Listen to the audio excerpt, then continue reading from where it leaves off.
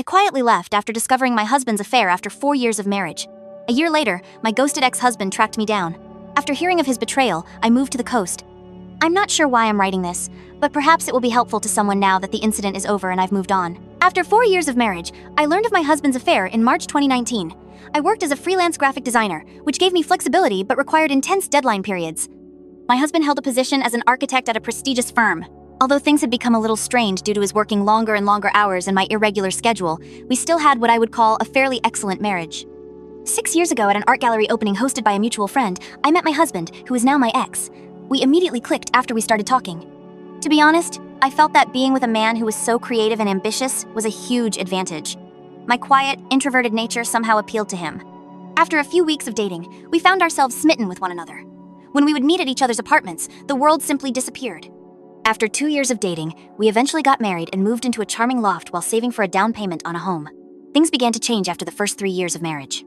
Even though I still had feelings for him, I noticed that he would argue over little matters. When I mentioned all the late nights and the increasingly regular client dinners, he would grow irritated. Since he had been working on several high-profile projects, he would claim that it was a necessary component of building his career. At least that was his justification. He informed me that since I was also unavailable during my deadline crunches, I had no right to challenge him. In reality, I had only been working intense hours for a week every month or so. So I assured him that I could definitely manage being more available. There was never a conclusion to these highly circular arguments. Looking back, I realized that I was unaware that my husband was having an affair. Aside from our declining sexual life and his persistently late work hours, I would never have suspected anything. I simply assumed that he was exhausted from his job, but being rejected so often when I tried to start a sexual relationship had taken a toll on my ego. Although he had a work laptop and might have been using it, I didn't witness the covert texting that I had read about in other articles. He used our second bedroom as a home studio and spent a lot of time there. Around October 2018, Marcus began returning home from work and leaving again for a project meeting. This increased from 1 night per week to over 3 nights each week. Although I'm not naturally envious, he would undoubtedly be observed by others, and I'm aware that he would need to maintain professional boundaries with the female architects and clients at his workplace. Despite working with more women than men on his team, he gave off the impression that he was primarily engaged in his job. The first time I suspected he was cheating was a month prior to D-Day. Before returning home, he had made a brief stop at the dry cleaners. I was asked to help bring in his suits. Something delicate and lacy was tucked into the garment bag pocket. It was women's lingerie that didn't belong to me. Designer, expensive, not my style at all. Looking back, I can see the lingerie was a warning sign, the kind of thing someone would buy for a romantic getaway. I'm not sure why, but when I saw this, I felt sick to my stomach right away. I couldn't understand why strange lingerie was in his garment bag. I didn't say anything more. My heart must have been pounding so hard that I nearly passed out because when I brought the suits inside, Marcus asked me how I was feeling and said that I appeared pale. I simply ignored his remark. It took everything I had to conceal my emotions, but I did my best not to appear upset or betrayed. I made the decision to try to find out whether or not he was seeing someone. That night and the following day, I began to consider all the hints I could have overlooked. Other than the lingerie, I had no evidence. He works in an office building downtown, and we live in a reasonably big city. I made the decision to temporarily put the affair idea out of my mind and consider giving him more of my attention. I prepared a delicious meal and arranged the dining table with elegant plates, silverware, and candles one Tuesday after work. I purchased an arrangement of flowers and opened a lovely bottle of wine. I pointed out the dinner and everything I had made when he arrived. As usual, breezing in after work, he apologized and said he was sorry, but he had to go meet his project team to discuss a client presentation. He mentioned that he needed to change first, but that he could have a quick bite with me before he left. I guess I went utterly silent because my insides flipped on me. I won't explain the type of anger I was experiencing at the time, but I had had enough. I took my old fitness tracker and slipped it into his messenger bag while he was changing. I had been considering this as a means of tracking his location. I walked into the kitchen after that and threw the food and flowers in the garbage. After changing, he got ready and looked polished as always. "All right, let's eat," he said. "Never mind, go out with your team," I urged. He asked me if I was angry after giving me a weird look. "I'm sad that you never want to do anything with me," I said. He got upset and sarcastically remarked on my emotional outburst while telling me to stop being so needy. I muttered, "Foolish me," as I stood there allowing everything to settle in. For once I felt we should spend the evening together. He simply gave me a dismissive look and left. I pulled out my phone and began tracking the fitness tracker when he departed. About 15 minutes away, at a restaurant near his office, I caught him stopping. I made the decision to go find his car. Indeed, it was in the parking lot of an upscale Italian place. I waited to see if I could see him from my car across the street. I felt completely different, like a stalker, but I told myself that I had to calm my fear of his whereabouts. I observed him leaving the restaurant with a woman about an hour after I got there. She had the appearance of a professional from his company, wearing an elegant dress. He took hold of her, drew her near, and planted a kiss on her lips. My body was totally numb and my stomach started to clench up. They went to a different vehicle and climbed in together. When their automobile pulled out, I tried to keep up with them. You guessed it, they drove to a boutique hotel 10 minutes away. As I stopped on the street beside the hotel, I saw them exit holding hands and enter. I'd seen enough. I felt foolish. I began pounding the steering wheel with my fist. That was it. Something went totally blank inside of me.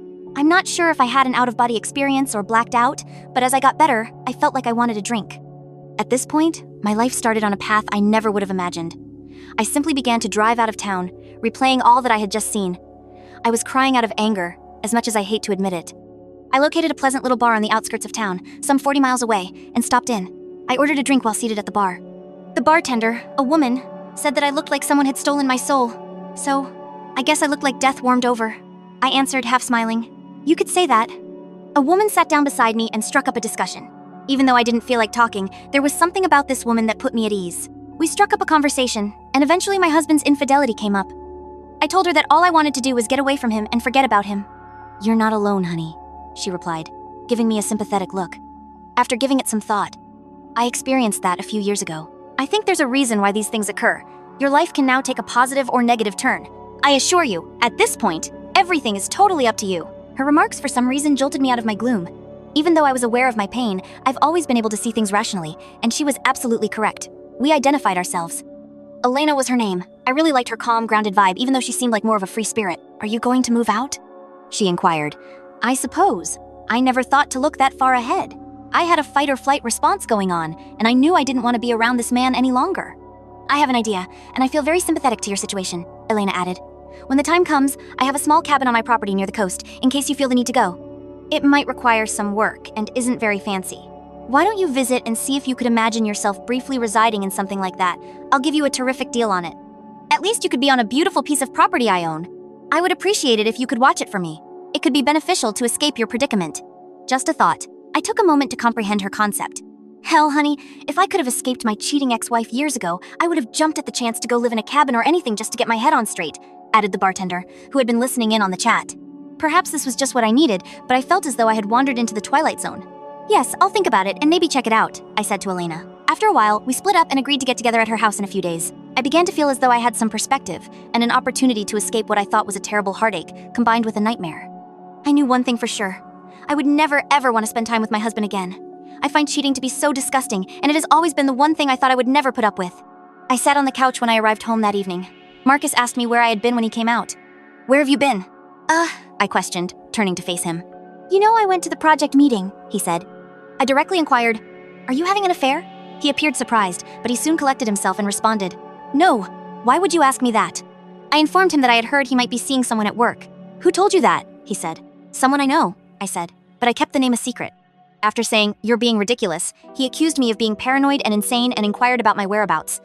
I went to a bar to clear my head, I remarked. Despite his obvious desire to ask more questions, he returned to our bedroom and went to bed. Now that I had proof that he had been deceiving me for months, I made the decision to sleep on the sofa. I couldn't sleep at all because I kept seeing her in bed with this guy. I felt sorry for myself, disgusted and hurt, but then I thought about Elena's cabin.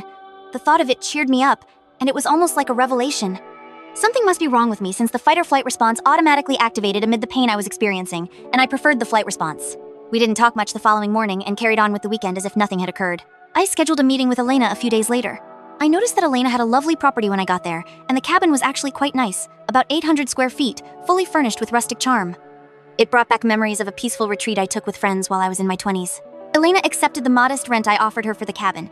To be honest, she almost gave it to me. She gave me directions to the coastal property. There were hiking paths close by, and the area was lovely, with lots of pine trees and ocean views. Elena had a main house on a cliff overlooking the property, with electricity and water accessible for the cabin, and it was close to a small, charming town. Elena promised to get the cabin ready for me and make sure everything was working. I tried to get Marcus to come clean over the course of the next few weeks, but all I got was gaslighting. I even bluntly warned him that there would be no turning back if I discovered he was cheating. As a result, he became even more engrossed in his affair fog and began to lash out at me with denials. I nearly laughed at how awful the denial was. I scolded myself for not capturing pictures of the two of them, and I had no tangible evidence that he had cheated. I decided that I wanted to leave this marriage after going through this emotional anguish. Instead of communicating my feelings to Marcus, I simply began planning. While he was at work, I started quietly removing my possessions from the loft and transferring them to the cabin. At least I felt like I was doing something about it. I saw a difference in Marcus during this period. Although he had been behaving more politely toward me, I believed it was too little, too late. I felt I needed a break too, so he kept going on project meetings after work. One night I got ready too, just as he was leaving. After glancing at me, he inquired about my destination. All I said was meeting up with some friends for drinks. You wouldn't enjoy all the design talk, and you don't know them. I interrupted him as he began to ask more questions. He used to say precisely this to me whenever I asked if I might accompany him on office outings. "All right, have a good time," he added with a somewhat offended expression. "I definitely will," I replied. I began making new acquaintances while working on the cabin and hanging out with Elena at the bar. I felt better after spending time with Elena's wonderful circle of friends. I also made the decision to cut back on my drinking because I didn't want to form any unhealthy habits. I knew better than to drown myself in self-pity, even though it would have been so simple. At this point, Marcus informed me that the next week he would be traveling for work. He stated the partners and a few senior architects were going to a conference. When I inquired who was going, I didn't get a straight answer. "I hope you have a great time with your girlfriend," I added, glancing at him. I immediately regretted saying that because it sparked a furious argument. Although, as Elena had informed me, it didn't really matter. I now regret not knowing more about her, his affair partner. "It doesn't matter who the other woman is," Elena replied. "The fact that he chose to leave you is all that matters. He destroyed the marriage, whether he admits it or not. Sister, facts are facts." Elena ought to write a book for the betrayed, damn it. I had the ideal opportunity to move out entirely during Marcus's work trip. When he was gone, I collected everything valuable that was mine. Clothes, equipment, my design portfolio. I didn't take any shared goods or furniture. I left a note before I left. It was a lengthy explanation at first, but I chose to make it brief. I wrote, "I hope she was worth it," on a piece of paper. On top of the note on the kitchen table, I set my wedding ring. I felt like a great weight had been lifted as I left. I was liberated. The hurt would take time to heal, and there would be baggage to cope with. But I had started. I needed time to myself and to swiftly and quietly get rid of him. The fact that I hadn't challenged him or coerced a confession didn't make me proud. I hadn't screamed or shouted. He didn't deserve it, in my opinion. He disregarded everything we owned, including our plans for the future, our aspirations for a home and a family, and now it was all gone. There was no turning back. I owed him absolutely nothing. He could handle the consequences. I hadn't planned anything or called a lawyer. I just wanted a new beginning and some clarity. The air from the ocean was just what I needed when I got inside my cabin. I resumed painting the next week, and it was wonderful to be alive. Marcus texted things like, "We just landed, conference opening dinner tonight," and so on while he was away. "Where are you?" was the question in a few emails. "Why haven't you gotten back to me?" I didn't answer. My phone exploded with calls and texts when he got home. He kept trying to get in touch with me, but I ignored him. His mother also tried to phone me after the first day, but I didn't pick up. He didn't try to engage my parents because we aren't close to them geographically. His messages grew more urgent after he was ignored for a week. "What is this?" was one of the texts he sent. "We must speak. I'm not sure what you believe you know, but nothing is happening. There isn't an affair going on." He finally texted me after a week of not answering, saying, "I'm sorry, things got out of hand. It didn't matter that I was involved with someone at work. You were unavailable a lot while I was preoccupied with my projects. I simply made an error. I intended to terminate it." An error. I had been waiting for this confession all along, yet somehow it only made me detest him more. Why was he unable to be truthful? I didn't have any dreams about a future with this man. Errors don't persist for 6, 8, or a year. His pleas for me to return and work on the marriage eventually grew pitiful. I refused to respond to him. Even after he stopped bothering me for a few weeks, I didn't want him to learn where I lived or to snoop around in my life. I didn't want my haven to be destroyed by this man. He then began sending nasty texts like, "You're a coward one day. You refuse to speak to me. You have no regard for us. Come back please so we can discuss. You're selfish. I need to know where you are so I can visit you. Sarah, please. Let's chat and make things right, damn it." Although I don't recall all of the texts, they all appeared to be excuses with minimal genuine regret. In one ear I let them go, and in the other out. After a while, I switched my mobile number. I received an email from Marcus informing me that he had hired a lawyer and was going to file for divorce. I just said, "Okay, that sounds good." This led to a barrage of emails requesting that I visit him and other things. He wrote that he would stop bothering me if I consented to an uncontested divorce. After realizing this wouldn't work, after I consented, I was genuinely free. A few months later, after I moved out of our loft, I never had to see him again. He seemed to care more about that than I did. Even though neither of us had any closure, I would occasionally think of him for a few months, and yes, the grief would suddenly come to me, like when I heard a song we used to enjoy. After a while, though, I simply stopped thinking about him. Now that I'm officially divorced, things are going great. In actuality, I got to know a wonderful man who lives in the small town near my cabin. I was at a farmer's market when we clicked. He helped me carry some heavy pottery I'd bought. Despite being a few years older than me, he is fantastic and quite charming. He refers to me as his beach artist and adores my way of life. Although I'm not in a rush to commit, I also don't intend to give up on relationships entirely. I have no intention of moving out of the cabin anytime soon. I enjoy being near the ocean and have simplified my life. It made everything easier for me, including the grief in my ex-husband. I am aware that everyone responds to these situations in a unique way. I was fortunate to be in my 4th year of marriage and not yet a parent. I believe I acted in my own best interests. You don't have to spend your entire life with someone who cheats. If you experience something similar, try not to think about it too much. Continue living your life as you improve yourself. It will get better. I hope everyone has the finest possible life. I've revised this roughly 5 times to make it readable, and I just wanted to give you an update on my ex-husband's condition. I was worried that my ex-husband was attempting to find me. As I indicated in my earlier post, I left our previous residence, which was around 3 hours away. I ran into him last weekend at a bookstore I often visit in the town close to my home. It didn't seem like a coincidence to me. Fortunately, I managed to get away before he noticed me. I went into town this past weekend to get art supplies and made a stop at my normal bookstore. I was utilizing their cafe area to sketch some designs for work. I finished and walked out of the bookstore. I was on my way to my car when I heard someone shout, "Sarah!" When I turned to look across the street, I saw Marcus. I was being waved at by my ex-husband. Finally, Armageddon had arrived. He hurried across the street toward me, and I stood there in disbelief as though anticipating an embrace. He walked over and extended his arms. I stopped him in his tracks by instinctively holding out my hand for a formal handshake. He appeared to be in severe pain. Then he added, "I've been searching for you, Sarah. I've wanted to see you since I heard you moved here. Can we have a conversation?" Guys, I felt like an animal confined in a cage. Yes, I did. All right, let's find a table or something and we can talk for a minute. I finally gave in. When he asked if we could go to my house, I firmly refused. At the end of the street, he trailed me down to a bench outside a small cafe. He began by remarking on how much I had changed and how much he liked my new appearance, sun-kissed skin, relaxed style, creative energy. He raved about how much my whole demeanor had changed. Wearing casual linen clothes and sandals, with my hair loose and natural, I was clearly living differently. He was really putting on the charm. I had my radar set high. He was clearly attempting to activate some nostalgic appeal. I needed to control myself so I could see where this was headed. He began by saying he was sorry about the affair. He claimed that after I left, karma had severely impacted him.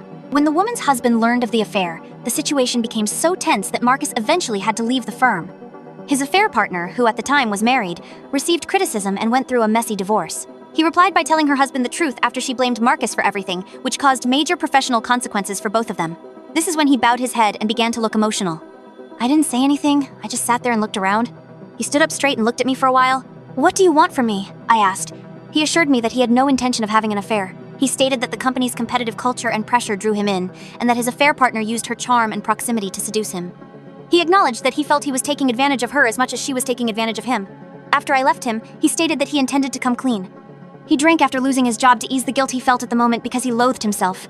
He claimed that he felt so stupid, so alone, and as like his heart had burst with loss immediately after I departed. He ended his relationship with her right away. He believed he had to find me to see if there was any chance of reconciliation, because I refused to speak with him or get in touch with him. He desired a fresh start. He hoped we could start afresh, even though he knew we were divorced. I simply gazed at him. I then gave it to him. "You have no right to come out here and undo all the harm you have done. Do you think I'll overlook everything you did to destroy our union?" As I previously stated, we were done if you cheated. Forgiveness does not exist. This relationship will not be restarted. You murdered it as soon as you left me. You ruined everything we had. How foolish do you believe me to be? One evening I watched you enter a hotel with her. Were you aware of that? I became aware that people were beginning to notice that my voice had been getting louder. He grabbed my hand and started looking devastated. After letting him sit there for a while, I pulled my hand away. "I deserve all this," he replied, glancing up at me. "I am certain that I do. If nothing else, would you allow me to take you out to dinner? I'd rather not go." I would like to speak further. I want to make sure that we are transparent about everything. You need to spend more time with me than you have in the past. Sarah, please, I love you so much. Even though I know you might not want to hear it, before you left me, I had no idea how much I loved you. You broke me as much as I broke you. I'm unable to forgive myself, and I don't want to do so till the day I pass away. He began to look genuinely distressed. I felt torn. Part of me wanted to walk away, but another part felt I owed him nothing, not even closure. It seemed like the situation required some resolution. I knew then that I had moved on completely, while he was still stuck in the past, suffering from consequences of his own making. Walking, we found a peaceful spot to carry on our conversation. I said, "How did you find me?"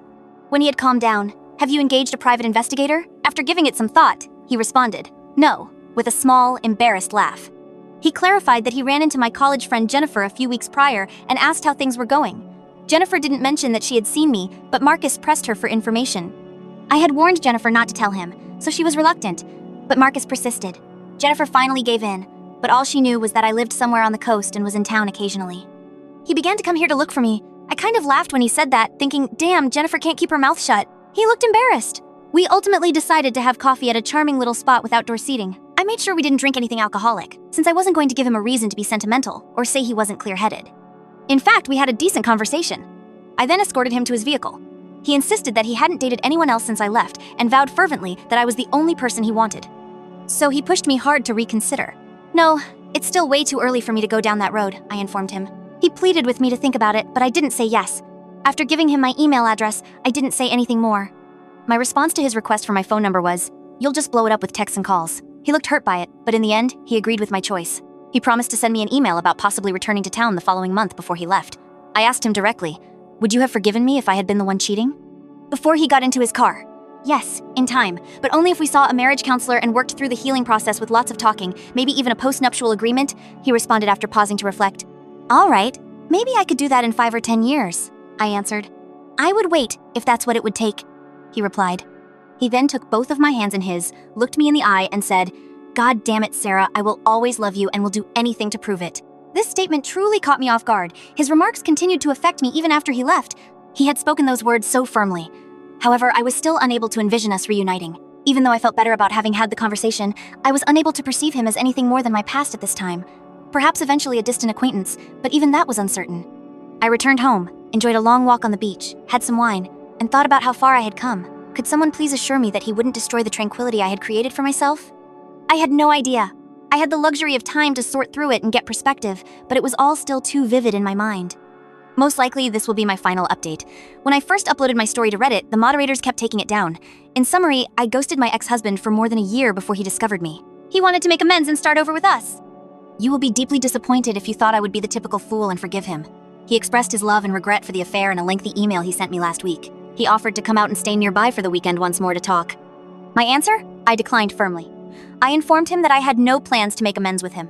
I'm totally happy living independently, taking advantage of my coastal location, and keeping things simple. At 33, I'm not in a rush to make changes. I have my own self-determination plan and have enjoyed the company of a few good people and friends. I made it clear in my email response that I had no intention of reconciling and maintained my boundaries about not providing my phone number. I no longer know or trust you because you made your bed. I hope the best for you, and perhaps we might become acquaintances in the future, but not right now. He was frustrated by my response and replied in a telling way.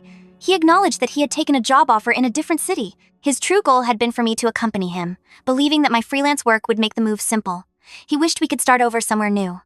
He wanted to visit me in person to attempt to persuade me because he was running out of time before moving. Luckily for me, his time was up because I had a major design project deadline and several client meetings scheduled. I'm grateful. I will no longer have him in my life. He will soon recognize that his time with me is over, but I anticipate receiving a few more emails. He'll need to find someone else, and he might even betray them too.